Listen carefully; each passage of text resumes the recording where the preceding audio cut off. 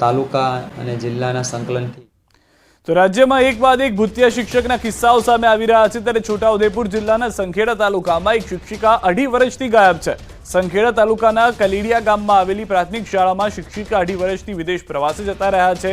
સ્વાતિબેન પંચાલ 1 જાન્યુઆરી 2022ના રોજ 3 માસની રજા મૂકીને વિદેશમાં ગયા હતા।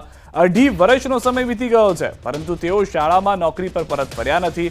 શાળામાં પરત ન આવતા શાળાના આચાર્યએ નોટિસ મોકલી છે। આ મામલે શિક્ષણ અધિકારીને પણ જાણ કરવામાં આવી હતી। ગેરહાજર રહેતા બાળકોનો અભ્યાસ બગડી રહ્યો છે। શાળામાં 230થી વધુ બાળકો અભ્યાસ કરી રહ્યા છે। ગુજરાતી વિષયમાં મુશ્કેલી પડી રહી છે। શિક્ષિકા સામે કાર્યવાહી કરવા સ્થાનિકોની માંગ છે। 2.5 વર્ષથી વિદેશ હોવા છતાં શા માટે શિક્ષકને સસ્પેન્ડ કરવામાં નથી આવ્યા તેવા પણ સવાલો હવે શિક્ષણ વિભાગ સામે ઉઠી રહ્યા છે। એક શિક્ષક બેન છેલ્લા 1/1/2022 ઓસ્ટ્રેલિયાના પ્રવાસે ગયેલ છે। ત્યારથી આજ સુધી શાળામાં હાજર થયેલ નથી। રાજીનામું આપીને અમારા જે બાળકોનું અત્યાર સુધીમાં જે 6 કે 7 મહિનાથી એ બગડે છે, તો એ રાજીનામું હાલે તો બીજા શિક્ષકની નવી ભરતી થાય તો અમારા બાળકોનું ભવિષ્ય સુધરે, એ જ મારું કહેવું છે। છોટાઉદેપુરના સંખેડાનો છેવાડાના વિસ્તારમાં આવેલી પીએમ શ્રી કલેડિયા પ્રાથમિક શાળામાં સતત ગેરહાજર શિક્ષિકાનો મામલો સામે આવ્યો છે। આપણે તસવીર બતાવવા માંગીશું। આ જે શાળા છે પીએમ શ્રી કલેડિયા પ્રાથમિક શાળા, તેમાં 200થી વધારે બાળકો અભ્યાસ મેળવે છે, પરંતુ 1/1/2022થી જે શિક્ષિકા છે સ્વાતિબેન પંચાલ, તેઓ પ્રવાસે ગયા હતા, ઓસ્ટ્રેલિયા ખાતે ગયા છે। 30 દિવસનો રજા રિપોર્ટ મૂક્યો હતો, પરંતુ આજે 2 વર્ષ થઈ ચૂક્યા છે, પરંતુ હાલ સુધી શિક્ષિકા અહીં આવી નથી। જિલ્લા શિક્ષણ અધિકારીએ નોટિસ તો બજવી છે, પરંતુ હાલ સુધી તેઓ અહીં હાજર થયા નથી। છેલ્લા 2 વર્ષથી આ શાળાની અંદર અભ્યાસ કરતા બાળકોને મોટી મુશ્કેલી પડી રહી છે, કારણ કે એક વિષયના જો શિક્ષક જ ના હોય તો કોણ અભ્યાસ કરાવે। આમ તો આજે શાળાની અંદર આવતા શિક્ષકો જે છે તે એ વિષયનો કાર્યભાર સંભાળે છે, પરંતુ પ્રોપર જો વિષયનો શિક્ષક ના હોય તો બાળકોને મોટી મુશ્કેલી પડતી હોય છે, શિક્ષકોને પણ મુશ્કેલી પડતી હોય છે। ત્યારે આ પ્રકારે જે કિસ્સા સામે આવી રહ્યા છે, અનેક કિસ્સા છોટાઉદેપુર જિલ્લામાં છે, અને આ વિસ્તારના બાળકો ભણવા માંગે છે, પરંતુ અહીંના શિક્ષકો બહાર પ્રવાસ કરવા માંગે છે। એટલે આ વિસ્તારના વાલીઓની પણ માંગ ઉઠી છે કે આ આવી જે શાળાની અંદર જે બહાર ગયેલા જે શિક્ષકો છે તેમને છૂટા કરવામાં આવે અને એમની જગ્યા પર અન્ય શિક્ષકો ભરવામાં આવે તે તાતી જરૂર છે। સેજબ ખત્રી, ન્યૂઝ 18 ગુજરાતી, છોટાઉદેપુર। શિક્ષકોની ગેરહાજરીને લઈને છોટાઉદેપુરમાં પણ લાલિયાવાડી છે। બોલીડી તાલુકાની કુંડીમાં એક શિક્ષિકાના 6 વર્ષથી ગેરહાજર હોવાની જાણકારી છે। આ શિક્ષિકા 3 માસની રજા મૂકીને ગયા બાદ પરત આવ્યા જ નથી। ચોંકાવનારી વાત તો એ છે કે અમેરિકામાં તેઓએ નાગરિકત્વ પણ લઈ લીધું છે। તેઓને વારંવાર નોટિસ આપવા છતાંય કોઈ જવાબ મળ્યો નથી। અહીં સવાલ એ થાય કે છોટાઉદેપુર જિલ્લા શિક્ષણ વિભાગ 6 વર્ષથી કુંભકર્ણની નિંદ્રામાં ઊંઘી રહ્યું છે કે શું? 6 વર્ષથી શિક્ષક શાળાએ ન આવે અને નોટિસ આપીને સંતોષ માની લેનારા શિક્ષણ વિભાગ સાથે સરકાર પગલાં ભરશે? શિક્ષિકા ગેરહાજર રહેતા અહીંની શાળાની સ્થિતિ એ છે કે ધોરણ 1 થી 5 સુધીના વિદ્યાર્થીઓને માત્ર એક જ શિક્ષિકા ભણાવે છે। આવા અંધેર વહીવટ ચલાવનાર અધિકારીઓ સામે સરકાર પગલાં ભરે તેવી વાલીઓની માંગ છે। બોડેલી તાલુકાના કુંડી નર્મદા વસાહતની જે શાળા આવેલી છે 1 થી 5ની છે અને 17ની સંખ્યા છે। આ શાળાના જે શિક્ષિકા છે તે હાલ અમેરિકા છે। અહીં જે આદિવાસી બાળકોને અભ્યાસ મળે તે માટેની સરકાર વ્યવસ્થા કરે છે। શિક્ષકો ભરતી કરવામાં આવે છે, શિક્ષકો મૂકવામાં આવે છે, પરંતુ શિક્ષકોમાં આદિવાસી વિસ્તારની અંદર ભણાવવાનો ઓછો રસ છે અને બહાર ફરવામાં જ વધારે રસ રાખતા હોય છે। આમ તો જે 2018થી આ શિક્ષિકા અમેરિકા ગયા છે, 3 માસની રજા મૂકી હતી, પરંતુ આજ દિન સુધી તેઓ સ્કૂલે આવ્યા નથી। જિલ્લા શિક્ષણ અધિકારીમાંથી તેઓને નોટિસ તો ફટકારી દેવામાં આવે છે, માત્ર કાગળ પર નોટિસોનું કામગીરી કરવામાં આવે છે, પરંતુ પગલાં ભરવામાં કેમ નથી આવતા? અનેક સવાલ છોટાઉદેપુર જિલ્લામાં ઉઠી રહ્યા છે, કારણ કે અલગ અલગ વિસ્તારની અંદર અલગ અલગ શાળાની અંદર તમામ જે કહેવાય કે શિક્ષકો માત્ર ફરવામાં જ રસ રાખ્યો છે। આદિવાસી વિસ્તારના બાળકોનું શું હાલ? આજે શિક્ષિકા આટલા સમયથી બહાર ગઈ છે, છેલ્લા કેટલાક સમયથી જિલ્લા શિક્ષણ અધિકારીઓ 3 બદલાઈ ગયા, પરંતુ આવા શિક્ષકો પર કેમ પગલાં ભરવામાં નથી આવતા એવા સવાલો ઊભા થઈ રહ્યા છે। સેજબ ખત્રી, ન્યૂઝ 18 ગુજરાતી, છોટાઉદેપુર। તો શાળામાં શિક્ષિકાની ગેરહાજરીને લઈને કુંડી વસાહત શાળાના આચાર્યનું નિવેદન અભ્યાસ પર માઠી અસર પડતી હોવાનું આચાર્યએ જણાવ્યું છે। મારી શાળાનું મેં એકમ 2 શિક્ષકોનું છે અને આસિસ્ટન્ટ શિક્ષક સહજાગૃતિબેન ગોપાલદાસ 29/6/2018થી ગેરહાજર છે. તેઓ અમેરિકા ગયેલા છે.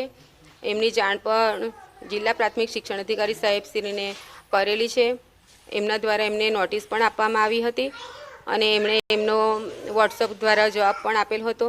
અત્યારે બેનશ્રી ના હોવાથી મને શિક્ષણમાં તો તકલીફ પડે જ છે.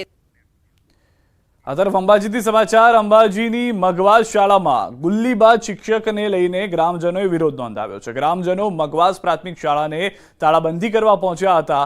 ગણિત અને વિજ્ઞાનના શિક્ષક ગાયબ હોવાથી તાળાબંધી માટે પહોંચ્યા હતા. ગ્રામજનોએ ફરીથી આચાર્ય સામે રજૂઆત કરી છે. આચાર્ય 1 અઠવાડિયાનો સમય માંગી ચૂક્યા છે. 1 અઠવાડિયામાં જો નિકાલ નહીં આવે તો ગ્રામજનો તાળાબંધી કરવાની ચીમકી ઉચ્ચારી ચૂક્યા છે. ગ્રામજનોએ આચાર્યને કાર્યવાહી કરી નવો શિક્ષક લાવવા રજૂઆત કરી છે. મગવાસનો શિક્ષક જય ચૌહાણ 1 વર્ષથી શાળામાંથી ગાયબ છે. આચાર્યએ કહ્યું કે 1 મહિનાની નોકરી બાદ શિક્ષકે શાળામાં આવવાનો સ્પષ્ટ ઇનકાર કર્યો. TPEOએ કહ્યું કે શિક્ષકને સત્તા પરથી દૂર કરવાની કાર્યવાહી હાથ ધરવામાં આવી છે.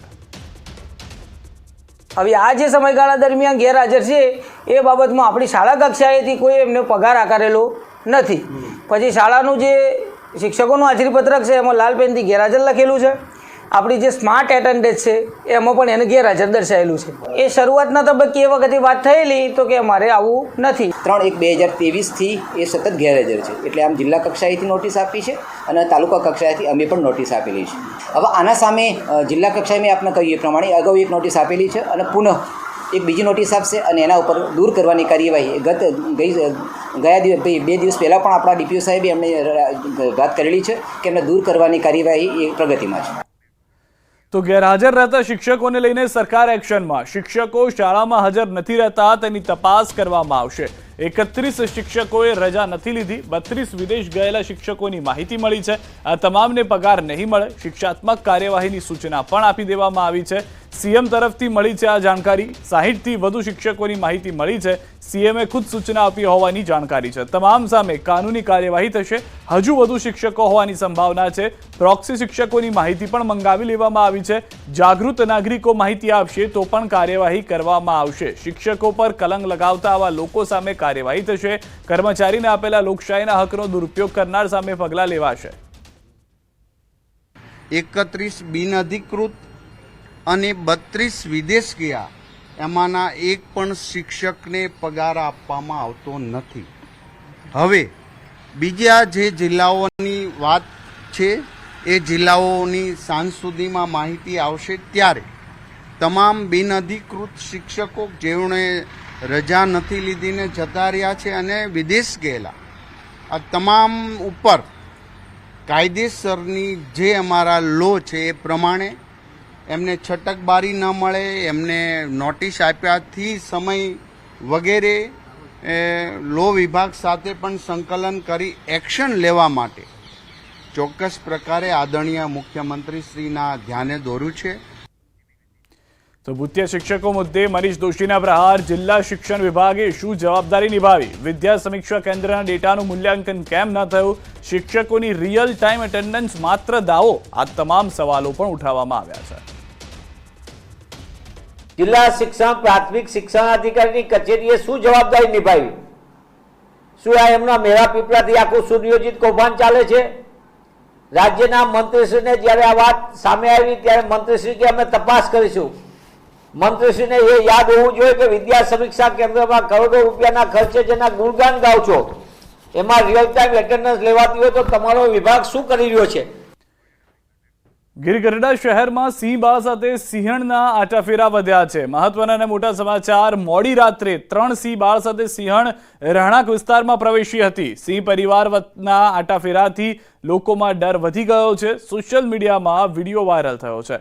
જોકે છેલ્લા ઘણા દિવસથી રહેણાંક વિસ્તારમાં સિંહોની લટાર વધી છે, જે પણ એક મુખ્ય કારણ રહી છે તમામ લોકોની અંદર ડર વધવાનું.